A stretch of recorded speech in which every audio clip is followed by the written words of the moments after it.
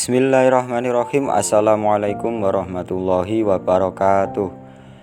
Kami dari kelompok 10 kelas PAIM dengan anggota Thoriq Ats-Tsaqafi Hizbullah Tricandra Tunggal Dewi akan menyampaikan pendekatan historis dalam studi Islam. Pengertian historis dalam studi Islam. Istilah sejarah berasal dari bahasa Arab syajarah yang artinya pohon. Istilah berkaitan dengan kenyataan bahwa sejarah menyangkut tentang syajarat al-nasab, pohon genealogis yang dalam masa disebut sejarah keluarga, family history, atau kata kerja sejarah juga punya arti to happen, to occur, dan to develop. Dalam perkembangannya, sejarah dipahami mempunyai makna yang sama dengan Thoriq, histora, history, atau geschichte, yang secara sederhana berarti kejadian-kejadian yang menyangkut manusia pada masa silam. Tujuan pendekatan historis atau sejarah dalam pengkajian Islam adalah untuk merekonstruksi masa lampau secara sistematis dan objektif dengan cara mengumpulkan, mengevaluasi, memverifikasi, serta sistematisasikan bukti-bukti untuk menegakkan fakta dan memperoleh kesimpulan yang kuat.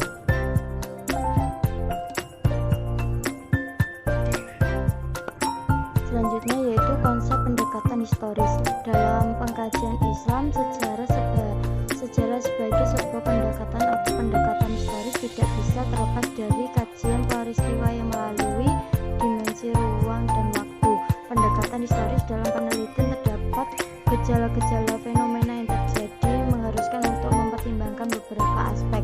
Di antara aspek tersebut adalah segi prosesual, perubahan-perubahan, dan aspek diakronis.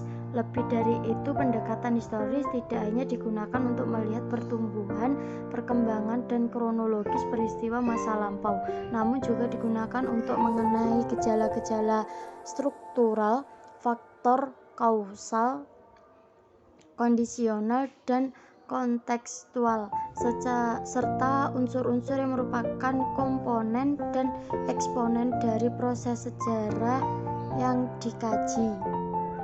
Selanjutnya yaitu karakter pendekatan historis dalam pengkajian Islam.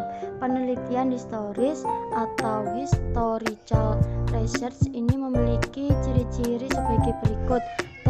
Bergantung kepada daya yang diobservasi oleh penelitian itu sendiri, harus tertib, ketat, sistematik, tuntas, dan juga sekadar mengoleksi informasi yang tidak layak, tidak reliable, dan berat sebelah. Tergantung pada data primer dan sekunder, harus melalui kritik eksternal dan internal. Kegunaan pendekatan historis. Pendekatan historis dalam pengkajian agama tidak hanya digunakan untuk menelusuri peradaban dan kebudayaan yang bersinggungan dengannya, namun juga menelusuri perkembangan aktivitas keagamaan dari individu maupun kelompok keagamaan. Dari hal tersebut, pendekatan historis sangat berguna bahkan dalam membantu para sosiolog dalam mengetahui evolusi agama dan perkembangan tripologi kelompok agama. Selanjutnya yaitu kelemahan dan kelebihan pendekatan historis dalam kajian Islam. Kelemahan pendekatan historis antara lain: pertama, sikap memihak kepada pendapat dan mazhab-mazhab tertentu.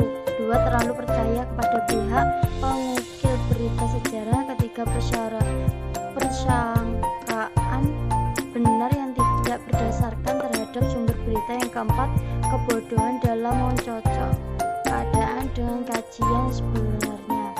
Sedangkan kekuatan pendekatan historis antara lain melalui pendekatan sejarah, seseorang diajak menukik dari alam idealis ke alam yang bersifat empiris dan mendunia. Dalam keadaan ini, seorang akan melihat adanya kesenjangan atau keselarasan antara yang terdapat dalam alam idealis dengan idealis yang ada dalam alam empiris, dan historis. Sekian dari kelompok kami.